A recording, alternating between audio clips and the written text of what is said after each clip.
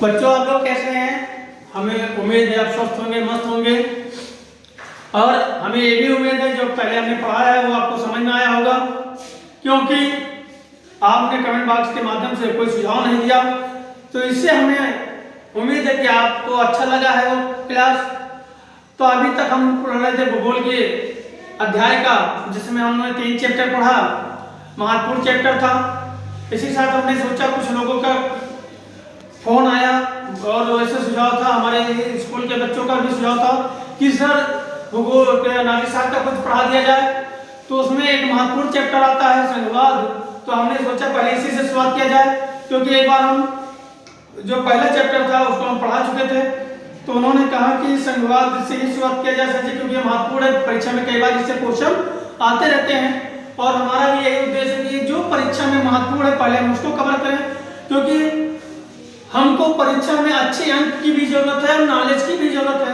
जब तक अच्छे अंक नहीं होगा तब तक हमारे कोई आगे बढ़ने का लक्ष्य भी निर्धारित नहीं हो पाएगा, क्योंकि हम कम नंबर लाएंगे, तरह तरह के लोग ठोकर भी देंगे। तो इससे बेहतर है कि अभी समय है, हम लोग समय समय पर रिवाइज करते रहें, पढ़ते रहें। तो आज हम इसी पर हमारा एक चैप्टर आता है संघवाद।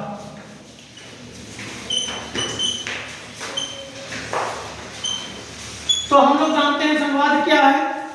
तो संघवाद आप लोग जानते हैं कि पहले हम लोग सुने कि संघवाद यानी संघ मतलब होता है यूनिटी, यानी कि बड़े बुजुर्ग कहा करते थे कि आप एकता में रहोगे, आप मिलके रहोगे तो क्या होगा, आपको कोई परेशान नहीं कर पाएगा, कोई तोड़ नहीं पाएगा। यानी कि संघ में असंघवाद का वही अर्थ आ जाता है कि जब एक केंद्र बिंदु हो, वहीं से शक्तियों का विभाजन अलग अलग हो, और जब शक्तियां विभाजन हो जाए तो लोग अलग अलग तरीके से अपने स्वतंत्र होकर कार्य करें, वही हमारा संघवाद होता है। तो इससे पहले बेल्जियम में देखा, बेल्जियम में जो प्रांतीय सरकार थी कुछ बदलाव किया अपने संविधान में, और 1993 में ये संविधान में संशोधन करके एक अपना संघवाद का निर्माण किया, जिसमें वहां पर एकात्मक प्रभाव डाला। एकात्मक ये था कि वहां पर पहले हम जान लेते हैं एकात्मक और क्या कहते हैं दोहरे पे। तो एकात्मक और संघात्मक। एकात्मक का मतलब होता है जहां शक्ति केवल एक में निहित होती है, और संघात्मक मतलब होता है शक्ति एक से अधिक लोगों में निहित होना। यानी उदाहरण के तौर पे अगर हम देखें, घर में की बात करें तो अगर पिताजी हैं, अगर पिताजी पूरा देखरेख करते हैं तो एकात्मक होता है। लेकिन पिताजी के बाद हम भाई 4 भाई, अगर हम 5 भाई हैं, 2 भाई हैं, इसके बाद हमारे दोनों भाइयों की शक्तियों को बंटवारा हो जाए, यानी पिता भी अपने अनुसार काम कर सकते हैं और हमें कुछ अधिकार दे दिए हैं, उस क्षेत्र में हम लोग भी काम करेंगे, तो हमारा क्या हो जाता है, संघात्मक हो जाता है। तो इसी साथ हमारा संघवाद, हम इसकी डिफिनेशन लिख देते हैं। संघवाद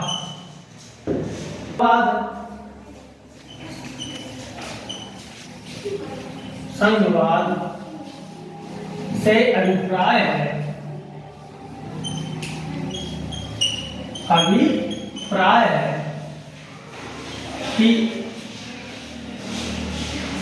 राज्य सरकार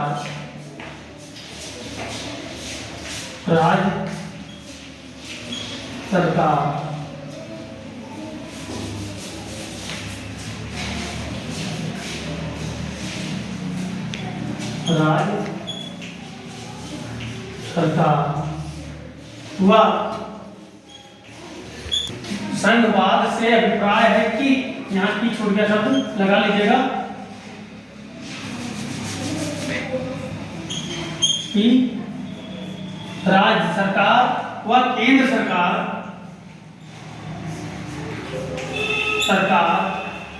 के बीच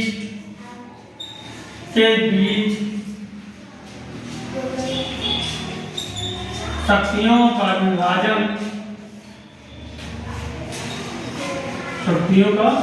विभाजन तथा दोनों को स्वतंत्र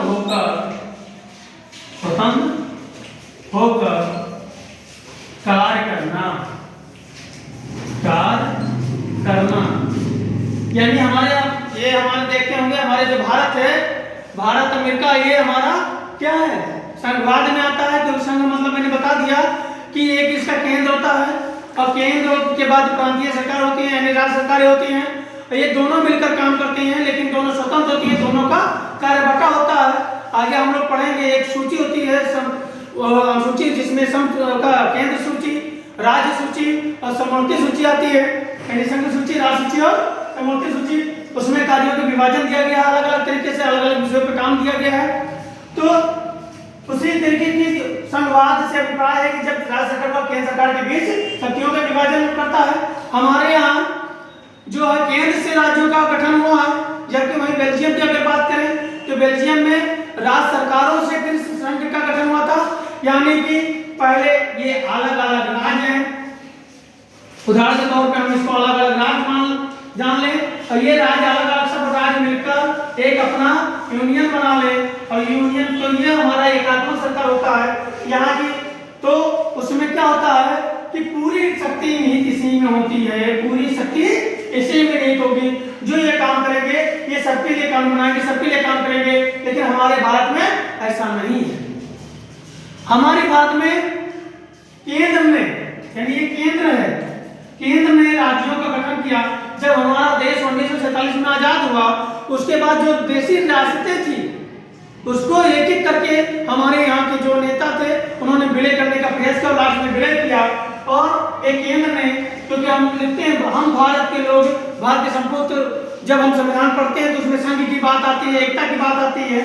तो उसमें क्या था कि केंद्र सरकार ने प्रांतीय सरकार को अपने में मिलाकर फिर अलग अलग क्या अलग अलग प्रांत बना दिया और प्रांत बनाने के बाद उनको थोड़े थोड़े अधिकार दे दिए और कि आप लोग भी अपने अपने यहाँ स्वतंत्र रूप से काम कर सकते हैं। लेकिन एक हमारा जम्मू कश्मीर था जिसको विशेष दर्जा प्राप्त था, जिसको विशेष दर्जा यानी कि वहाँ का संविधान, वहाँ के नियम कानून वो अपने हिसाब से चला सकता है। बाकी राज्यों में विशेष सुविधा नहीं प्राप्त था, बाकी राज्यों में मुख्यमंत्री लोग स्वतंत्र होकर काम करते थे, लेकिन केंद्र सरकार भी वहाँ पे हस्तक्षेप उनका रहता था, वो भी वहाँ की तरीके। लेकिन जो हमारा जम्मू कश्मीर विशेष दर्जा प्राप्त था वहाँ उसका कुछ ऐसा नहीं था। जम्मू कश्मीर हमारा था तो उसको 5 अगस्त 2019 में सरकार ने राज्यसभा में एक बिल पास किया और बिल पास करके जो हमारा जम्मू कश्मीर था उसको दो हिस्सों में बांट दिया। उसमें एक जम्मू कश्मीर बना दिया और एक लद्दाख बना दिया गया। तो जम्मू कश्मीर का राजधानी श्रीनगर और जो क्या लद्दाख का लेह राजधानी बना दिया गया। तो अब उसका विशेष दर्जा भी खत्म हो गया, नहीं तो पहले उसका विशेष दर्जा प्राप्त होने के कारण उसके नियम कानून कुछ अंतर पाया जाता था। वहाँ पे कोई जमीन देख कर रह नहीं सकता था, वहाँ स्थायी नागरिक नहीं हो सकता, तो वहाँ कई प्रकार के अलग उसके विशेष अनुबंध थे। तो आइए हम संघवाद देखें। संघवाद में ही हम लोग जान लेते हैं कि एकात्मक सरकार और संघात्मक। एकात्मक सरकार और दूसरा हमारा है संघात्मक।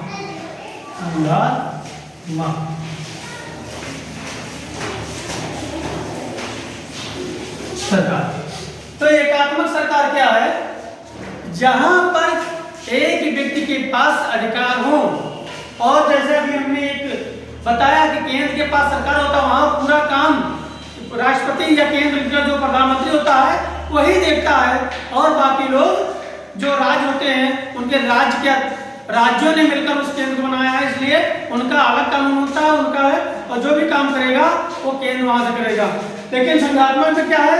संघों का है, यानी कई जो ये है संघ, वो एक केंद्र है, उसने ही राज्यों का जन्म दिया, राज्यों का बनाया, उसके पास अधिकार होते हैं कि राज्यों का जो सीमा रेखा होती है उसको घटाना बढ़ाना, या कोई अंतर्राष्ट्रीय मामले को देखना, या ऐसे कई चीजें हैं जो संघ अपने अनुसार देखता है अपना। और इसके बाद इसके नीचे निचली सरकारें होती हैं, जैसे एक राज्य सरकार होती है, इसके बाद एक हमको नगर पालिका और ग्राम स्तर की सरकार दी गई, जिसमें हम लोग प्रधान लोग स्वतंत्र होकर काम करते हैं। नगर पालिका में सभासद और नगर पालिका अध्यक्ष लोग मिलकर काम करते हैं। तो एकात्मक सरकार में बेल्जियम,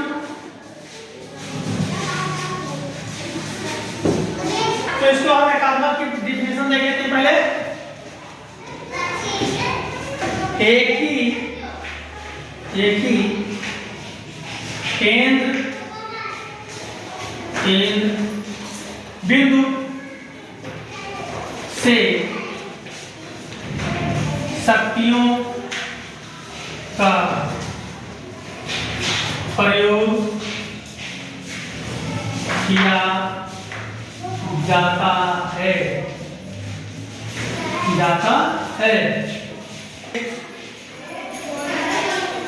जैसे बेल्जियम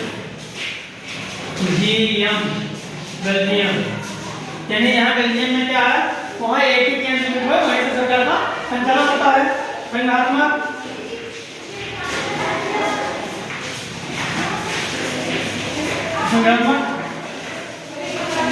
ऐसी शक्ति यानी ऐसे बिंदु जहाँ ऐसी शक्ति जहाँ केंद्र बिंदु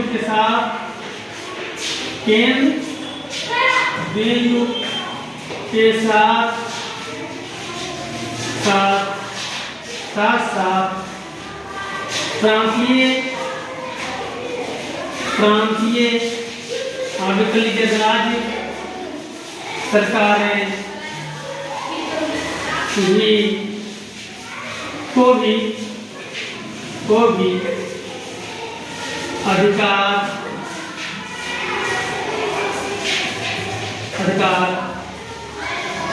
प्राप्त होते हैं जैसे भारत, अमेरिका इत्यादि। तो ऐसी शक्ति जहाँ पर केंद्र बिंदु और राज्य सरकार, प्रांतीय सरकार को मतलब मिलकर चलती हैं, दोनों मिलकर अलग अलग काम करते हैं और उसी के अनुरूप आगे चलते हैं। लेकिन बेल्जियम में केवल एक राष्ट्रपति या प्रधानमंत्री होता है, वो पूरे देश का अपना संचालन करता है। लेकिन हमारा एक भारत है जहाँ पर प्रधानमंत्री राष्ट्रपति के अलावा हमारे राज्य जो मुख्यमंत्री लोग होते हैं वो भी स्वतंत्र रूप से कार्य करते हैं। इसको हम संघात्मक संघ देते हैं। और जहाँ पे केवल राष्ट्रपति या वो प्रधानमंत्री काम अकेले करता है उसको हम एकात्मक सरकार देते हैं। तो आज हमारा टॉपिक यहीं तक, इसके बाद जो हमारा नेक्स्ट पॉइंट होगा फिर देखेंगे। लेकिन अगर कोई चीज़ समझ में ना आया हो तो हमें जरूर बताएं, क्योंकि आज हमने थोड़ी ज़्यादा राइटिंग कम किया है। हमें उम्मीद है कि आपको संघात्मक और एकात्मक समझना आ गया, संघवाद समझना आ गया होगा। तो इसी के साथ फिर नेक्स्ट डे मिलते हैं। लेकिन फिर वही बात कि अगर अभी तक चैनल को सब्सक्राइब नहीं किया तो चैनल को रेड दबा लें, अगर सब्सक्राइब कर लें, साथ में जो घंटी बनी होती है वो घंटी पे क्लिक करके ऑल पे कर दें, जिससे आपको नोटिफिकेशन के माध्यम से रोज नई वीडियो मिलती है।